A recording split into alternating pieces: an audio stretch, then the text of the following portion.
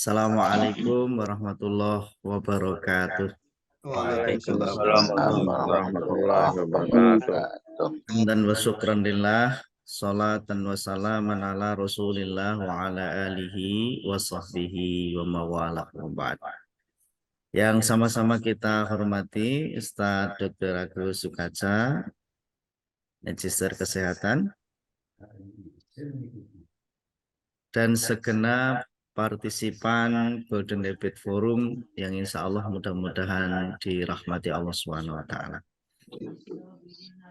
Puji dan syukur hanyalah milik Allah Subhanahu wa Ta'ala yang telah memberikan limpahan nikmat kepada kita.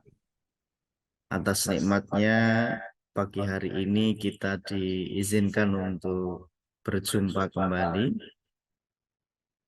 di acara Golden Habit Forum di episode yang ke-125 ini. Mudah-mudahan ini adalah bagian dari rasa syukur kita atas nikmat yang telah diberikannya, dan semoga Allah ridho atas semuanya. Salawat dan salam semoga senantiasa tercurah pada junjungan kita, baginda Nabiullah Muhammad Sallallahu Alaihi Wasallam. Bapak dan Ibu yang kami hormati, segenap partisipan Golden Habit Forum, pagi hari ini kita akan membahas satu topik terkait dengan tugas keilmuan manusia. Mari kita awali dan kita buka forum kita pada kesempatan pagi hari ini dengan membaca basmalah bersama-sama. Bismillahirrahmanirrahim. Untuk selanjutnya, waktu kami silahkan kepada Dr. Agus Sukaca untuk menyampaikan. Monggo, Dok. Assalamualaikum warahmatullahi wabarakatuh. Alhamdulillahi rabbil alamin. Wassalatu wassalamu ala asyrafil anbiya'i wal mursalin Muhammadin wa ala alihi wa sahbihi ajma'in. Amma ba'd. Bapak Ibu, saudara-saudara sekalian, segenap partisipan Golden Habit Forum, rahimakumullah. Alhamdulillah, kita bersyukur kehadirat Allah Subhanahu wa Ta'ala di pagi hari ini dapat kembali bersilaturahim dalam episode yang ke-125. Ini Profesor Partino ini selalu menjadi juara untuk memasuki Zoom yang pertama. Stok dulu nanti berkesempatan. Ya, terima kasih. Luar biasa. Tambah tadi dari Kiai Mustain dari NTT Kupang, ini juga generasi awal. Prof. Artina langsung Sabiqunal awalun. Sabiqunal awalun ya. Ya, alhamdulillah ini juga Prof. Rajindra dari Sulawesi Tengah ini juga hadir. Banyak dari timur ya. Alhamdulillah, dari tengah itu Sulawesi, tak lihat ada yang dari Sulsel sudah hadir, dari Sulteng ya. Dari Kalimantan ini cukup lengkap ini. Dari Kaltim ada, Kalteng ada. Kalteng agak banyak ini. Mbak Syairi, Ustaz Zuhri, ya, Ustaz Rais, ya Alhamdulillah. Ya. Nah, ya, ini kebetulan dari Lampung. Saya kebetulan ini sedang di Metro di Lampung. Ya. Tadi malam sempat silaturahim dengan PWM Lampung. Ya. Jadi kajian semalam sampai jam 10. Ya. Nah, alhamdulillah ini dari Lampung ada Ustadz Bejo, ada Mbak Eli, ada siapa tadi ya, dari Tanggamus ini yang sudah sering sekali hadir, alhamdulillah. Nah, sejak awal Tanggamus hadir dan lain-lain. Ya, kita bersyukur masih diberikan kesehatan dan tetap ya semangat melakukan kajian-kajian. Topik kita hari ini masih melanjutkan topik sebelumnya tentang bagaimana kita menjalani tugas sebagai khalifah fil ard. Nah, tugas sebagai khalifah fil ard itu ada tugas keilmuan, ada tugas kepemimpinan. Nah, kita masih membahas tugas keilmuan kita fil ard di bumi ini. Ya. Di Sabtu yang lalu kita sudah mulai membahas tugas keilmuan. Nah, kita akan lanjutkan bagaimana kita menjalani tugas keilmuan fil ard di bumi ini. Di mana kita semuanya diberikan kesempatan selama asar tertentu. Asar kita ini mudah-mudahan bisa kita optimalkan di dalam apa? Memanfaatkan jatah waktu yang Allah karuniakan buat kita itu untuk menjalani tugas-tugas kekhalifahan dengan sebaik-baiknya. Nah, hari ini kita coba akan membahas tentang bagaimana tugas keilmuan manusia di bumi dalam membangun kompetensi. Ya, kita tahu kita harus mempunyai kompetensi keilmuan supaya kita bisa menjalani tugas-tugas keilmuan. Ya. Ini sedikit review, ini tugas keilmuan manusia, ini sudah kita bahas pada pertemuan sebelumnya. Menampakkan kehendak Allah di dalam mencipta, membentuk, mengurai, merangkai, mengubah, mengganti berbagai potensi bumi, dan mendayagunakan sesuai syarat. Ini adalah tugas keilmuan kita. Ya. Itu aktualisasinya bisa kita lakukan dengan meneliti, menulis, mengajar, ya. Bekerja, menjalani profesi, yang semuanya itu kita lakukan sesuai dengan petunjuk Allah. Itu adalah cara kita melaksanakan tugas keilmuan kita, ya, tugas keilmuan manusia sebagai khalifah fil ard. Nah, untuk bisa melaksanakan tugas itu, ya, kita mesti kompeten, ya, memiliki kompetensi pada pada tugas yang kita emban. Nah, Bapak sekalian, ini siklus untuk membangun kompetensi ini sudah kita bahas juga, ya.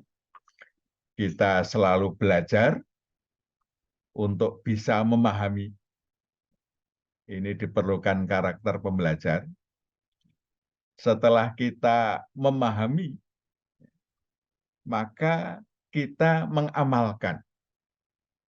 Mengamalkan dari yang kita pelajari itu adalah bagian dari amal soleh. Kita membangun karakter amal soleh. Nah, pengalaman mengamalkan ini menjadi modal kita untuk bisa menyebarluaskan. Ini kita sudah memahami misi Muhammadiyah, ya, menyebarluaskan dan memajukan ajaran Islam yang bersumber pada Al-Quran dan As-Sunnah. Ini bisa kita lakukan kalau kita memahami dan punya pengalaman di dalam mengamalkan. Nah, ini akan membangun apa? Karakter pejuang. Karena kita akan menjadi para dai-dai, ya, yang berjuang untuk apa? Untuk menyebarluaskan ajaran Islam. Ini adalah tugas dakwah, ya, tugas dakwah. Nah, tugas dakwah ini kita kembangkan dengan membangun karakter pejuang. Ya. Nah, untuk melakukan semua itu kita harus punya mindset Qurani. Ya, ini yang kita bahas di Sabtu yang lalu. Nah, Bapak sekalian, kompetensi apa yang mesti kita sematkan, ya, di dalam diri kita. Nah, ini PWM Kaltim, ya, beristihad, ya, untuk menyusun standar kompetensi Al-Islam dan kemuhammadian bagi para anggota Muhammadiyah. Yang kompetensi itu dibangun dengan fondasi akidah ya, tauhid yang murni. Ini misi pertama Muhammadiyah yang dasarnya adalah Al-Quran dan As-Sunnah.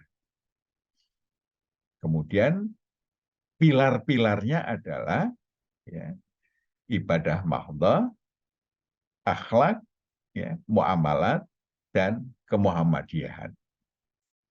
Akidah menjadi dasar, pilar-pilarnya adalah ibadah, akhlak, muamalat, kemuhammadiyahan.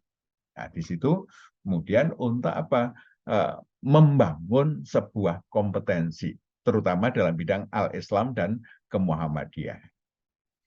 Nah, ini BWM Kaltim telah menyusun standar kompetensi anggota Muhammadiyah Kalimantan Timur. Ini adalah sebuah upaya untuk apa? Untuk memudahkan bagaimana dakwah kita lebih terstruktur, lebih tepat sasaran, sehingga upaya-upaya kita adalah membangun kompetensi. Semua yang terlibat di dalam gerakan Muhammadiyah mesti berjuang bersama-sama untuk membangun kompetensi al-Islam dan kemuhammadiyahan. Nah, kompetensi ini terdiri dari pertama adalah area kompetensi Al-Quran dan As-Sunnah. Yang kedua, area kompetensi akidah. Yang ketiga, area kompetensi akhlak dan adab. Yang keempat adalah ibadah, ya, terutama ibadah mahdhah di sini. Yang kelima adalah area kompetensi muamalat. Dan yang keenam adalah area kompetensi kemuhammadiyahan. Nah, ini kita telah susun dalam sebuah buku standar kompetensi anggota Muhammadiyah. Ini diharapkan nanti menjadi acuan dalam menyusun kurikulum pendidikan dan pembinaan anggota. Jadi nanti insya Allah ini akan di breakdown dalam kurikulum mulai pendidikan awal kita, dasar ya, di sekolah dasar apa yang harus disampaikan, di menengah apa yang harus disampaikan, di perguruan tinggi apa yang harus disampaikan. Ya. Sehingga keluarga besar Muhammadiyah itu kompeten di bidang al-Islam dan kemuhammadian ini. Ya. Dan nanti akan dijadikan acuan juga di dalam apa? Di dalam pembinaan anggota Muhammadiyah. Nah, ini utamanya adalah mereka-mereka yang terlibat di dalam struktur persyarikatan, apakah dia di persyarikatannya, apakah di unsur pembantu pimpinan, majelis lembaga, apakah di ortom, amal usaha. Ya, jadi mereka yang terlibat di situ menjadi sasaran penting. Ya, bagaimana semua bisa membangun kompetensi yang kita buat standarnya. Ya. Jadi menjadi anggota Muhammadiyah itu harus mencapai pada standar tertentu. Termasuk untuk pengajian-pengajian, ya, itu nanti juga disusun kurikulum pengajian. Ini kita sedang persiapkan nantinya anggota Muhammadiyah itu kompetensinya itu dievaluasi. Sudah mencapai standar belum? Sehingga pengajian itu tidak hanya datang mendengarkan sudah, tapi secara periodik, ya, misalnya pengajian diatur jadwalnya selama setengah tahun, nanti ada ujian akhir tahun dari forum-forum pengajian itu untuk mengevaluasi seberapa serapan terhadap materi-materi kajian dan itu dikuasai. Sehingga Muhammadiyah itu akan menjadi semacam universitas terbuka di mana anggota-anggotanya belajar di universitas terbuka ya, yang kita selenggarakan dalam bentuk pengajian, mungkin nanti digital ya, itu nanti terstruktur sehingga ada ya semacam uji kompetensi lah. Sehingga kita mengetahui standarnya anggota Muhammadiyah itu pemahamannya sudah sampai seberapa terhadap kompetensi yang seharusnya dimiliki. Ini berupa impian, cita-cita yang kalau di PWM Kaltim ini sudah menjadi program yang diputuskan oleh Muswil dan kita sedang bergerak ke sana. Bahkan sudah dibentuk ada badan pembina ya, semacam BPH untuk pembinaan anggota. Jadi nanti terstruktur itu untuk ke sana. Sehingga semua diarahkan ke sana dan ada sistem evaluasinya. Bahkan kami sedang perbincangkan juga dengan UMKT. Ya. Nanti UMKT itu ya kita harapkan bisa membuka semacam prodi vokasi untuk AIK, di mana para karyawan Muhammadiyah itu wajib lulus di situ. Nah, nanti ya wajib ikut belajar dan nanti lulus sehingga semua guru Muhammadiyah, dosen Muhammadiyah, ya karyawan Muhammadiyah itu semuanya berusaha untuk memenuhi kompetensi itu. Ini cita-cita ya, cita-cita, keinginan dan rencana ke depan. Nah, kompetensinya apa saja? Ya, ini misalnya di bidang Al-Quran dan As-Sunnah. Kompetensi intinya mampu menjadikan Al-Quran dan As-Sunnah sebagai petunjuk kehidupan dan dasar ilmu pengetahuan. Jadi setiap anggota Muhammadiyah ini harus mampu menjadikan Al-Quran dan As-Sunnah sebagai petunjuk kehidupan dan dasar ilmu pengetahuan. Nah, itu ada kemampuan yang harus dimiliki. Yang pertama, mampu membaca Al-Quran dan As-Sunnah. Membaca Al-Quran dengan benar sesuai kaidah tajwid. Ya. Membiasakan membaca Al-Quran dan As-Sunnah setiap hari. Ya. Bahkan kalau di dalam gerakan Golden Habit itu, kita mempunyai suatu standar membaca Al-Quran setiap hari, khatam minimal sekali dalam sebulan. Nah, ini yang pertama dalam hal membaca. Juga membaca hadis itu mesti setiap hari. Yang kedua, menghafal sebagian Al-Quran dan As-Sunnah. Ya. Target kita hafal Al-Quran juz ke-1 atau juz ke-30. Tapi disarankan juz 1 karena sekaligus nanti terkait dengan yang ketiga. Ya. Hafal doa harian dan doa terkait profesi yang ditekuni.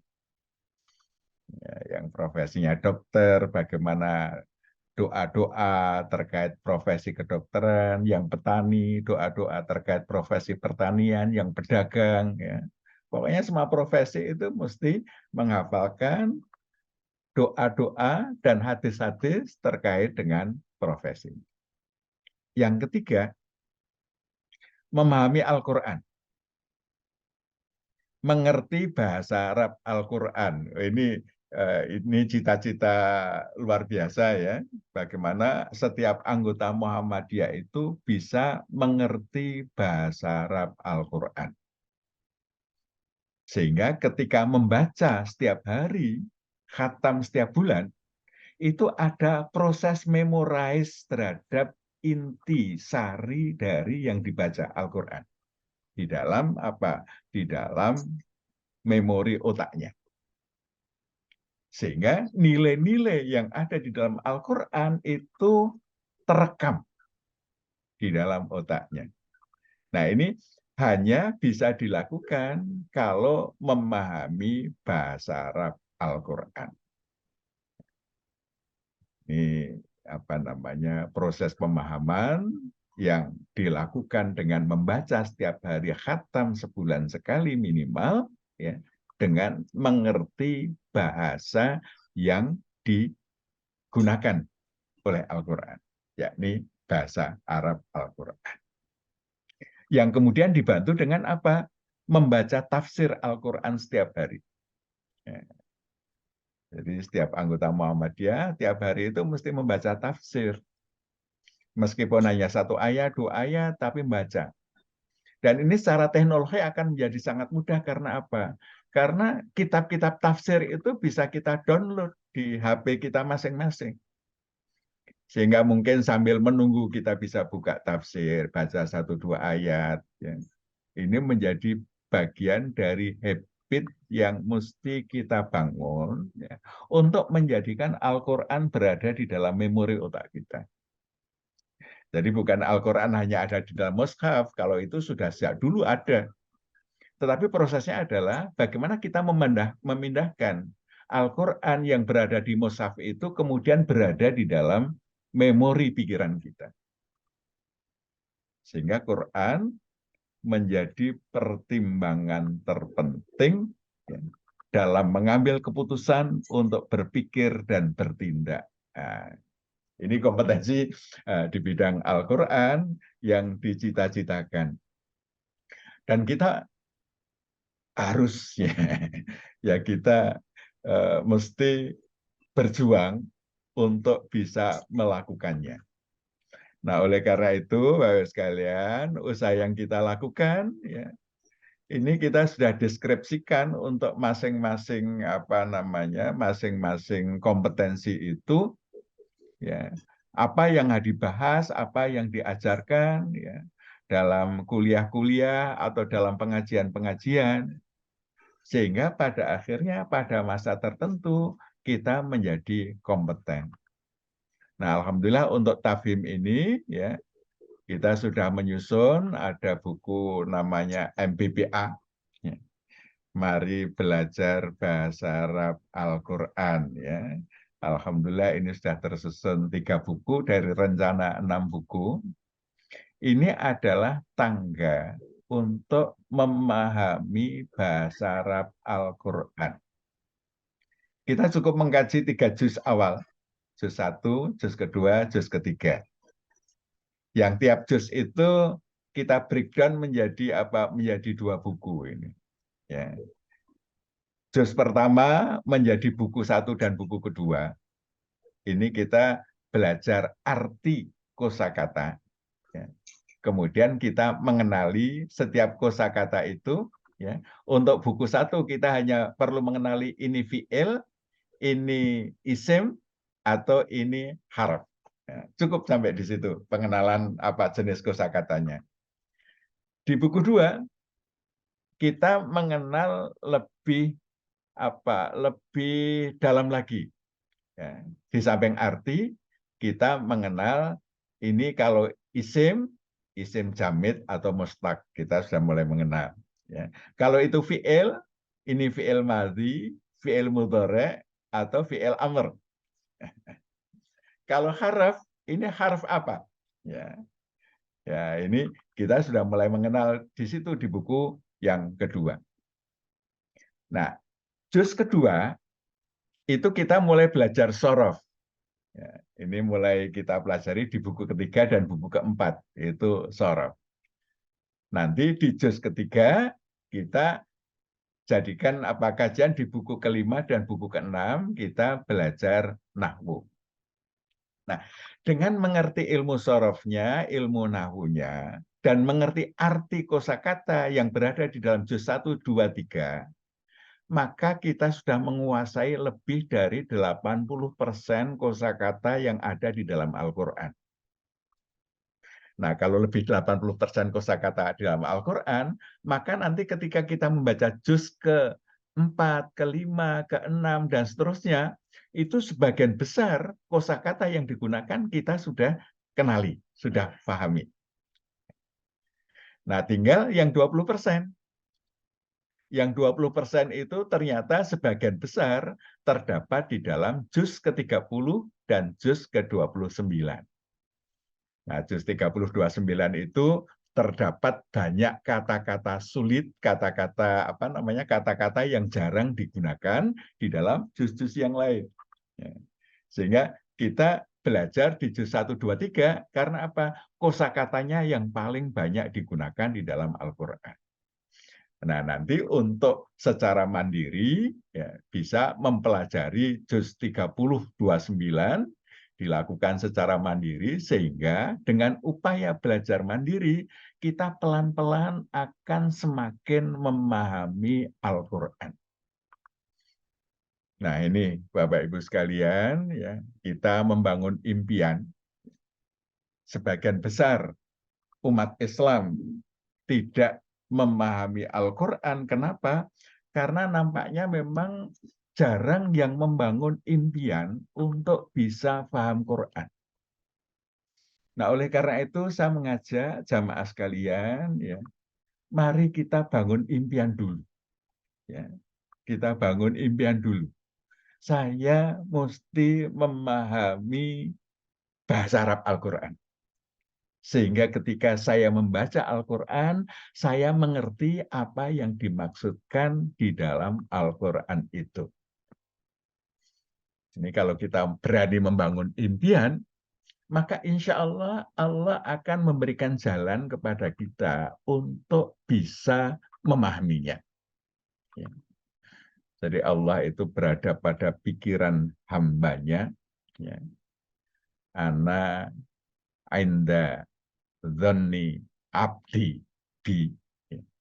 Dalam sebuah hadis qudsi, ya, aku berada pada pikiran hambaku kepadaku. Jadi kalau kita berpikir ke depan, saya mesti memahami Quran, Allah berada di situ dan memberikan jalan kepada kita untuk pelan-pelan bisa memahami. Mungkin kalau untuk memahami bahasanya tidak perlu waktu yang lama. Jadi kalau kita dengan metode MBPA ini, ya, ini kalau kita dengan cara yang normal, artinya tidak dengan cara intensif, ya, satu buku bisa kita selesaikan dalam waktu tidak sampai 1 semester. Anggap satu buku 1 semester, ya, hanya dengan pertemuan seminggu sekali. Ya. Nah, seminggu sekali. Nah, 1 semester, nah, kalau misalnya ini kita selesaikan dalam 6 semester, menurut saya ini worth it lah. Ya, layak kita perjuangkan. Karena 6 semester 3 tahun dibandingkan usia kita, kan ya kita berharap usianya panjang, sehingga dalam 3 tahun kita sudah memahami bahasanya. Selanjutnya, dengan memahami bahasanya, proses untuk bisa memahami makna Al-Quran, nah itu sepanjang hayat. Karena apa yang ada dalam Al-Quran nggak bisa kita pahami sekaligus. Karena kedalamannya, karena keluasannya. Maka itu kita perlu membaca setiap hari supaya setiap hari itu ada saja, ya, inspirasi dari Al-Quran yang masuk di dalam memori otak kita. Ini adalah proses, ya, yang dibangun dengan apa? Dengan golden habit, ya, habit yang kelima, membaca Al-Quran setiap hari, khatam minimal sebulan sekali. Jadi proses installing atau refreshing pemahaman kita tentang Quran itu berjalan terus-menerus sepanjang hayat. Jadi jangan sampai 1 hari berlewat tanpa bacaan Al-Quran. Dan kita mesti berani untuk menata diri kita untuk hidup bersama dengan Al-Quran. Ya. Bagaimana caranya? Yang pertama, proses refreshing pemahaman kita berlangsung setiap hari, sehingga kita dari hari ke hari, kedalaman pemahaman kita terhadap Al-Quran akan semakin dalam, semakin meluas. Ya. Yang itu nanti akan menjadi apa? Menjadi pertimbangan di dalam kita memutuskan untuk melakukan atau tidak melakukan sesuatu. Artinya menjadi inspirasi, menjadi dasar di dalam kita bertindak. Sehingga tindakan-tindakan kita itu menjadi tindakan yang Qur'ani. Nah, Bapak-Ibu sekalian, lewat forum ini saya mengajak mari kita sama-sama bermimpi, bercita-cita, ya, untuk bisa lebih dalam bersama Al-Quran di dalam menjalani kehidupan kita itu. Nah, sehingga kita belajarnya setiap hari, memahaminya, mengamalkannya, memperjuangkannya, menyebarluaskannya, ini menjadi siklus yang mesti kita kita jadikan siklus hidup kita, ya. Belajar, ya, memahami, mengamalkan, menyebarluaskan. Itu terus saja selalu kita lakukan, dan setiap hari kita akan semakin meningkat. Nah, kalau ini kita lakukan terus-menerus, ya, kita akan semakin kompeten di dalam Al-Quran. Dan ini kemarin ya saya sempat bersilaturahim dengan Pondok Tahfidz, ya, Abu Dzar Al-Ghifari di Metro. Baru 4 tahun berdiri, ya, santrinya sudah ada 500 lebih, ya. Pendidikan formalnya SMP dan SMA. Tetapi yang istimewa, selesai pendidikan hafal Quran 30 juz. Ini proses yang dilakukan di pesantren Pondok Pesantren Muhammadiyah Abu Dzar Al-Ghifari.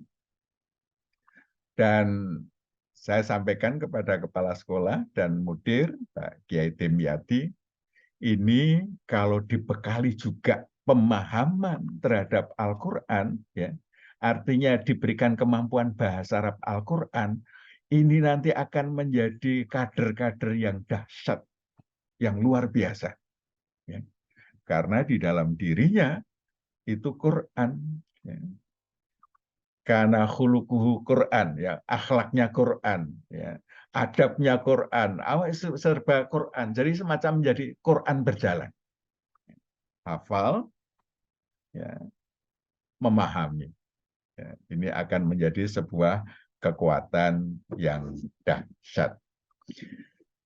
Baru satu aspek sudah jam 6:05. Mohon maaf, mungkin aspek-aspek yang lain kita kaji dalam kesempatan yang lain, Bapak Ibu sekalian. Tapi saya mengajak mari kita membangun kompetensi diri terhadap kitabullah dan sunnah Rasulnya ini, sehingga dari waktu ke waktu kita semakin kompeten, semakin baik pemahaman kita, sehingga Quran menjadi dasar petunjuk hidup kita. Mudah-mudahan bermanfaat. Assalamualaikum warahmatullahi wabarakatuh.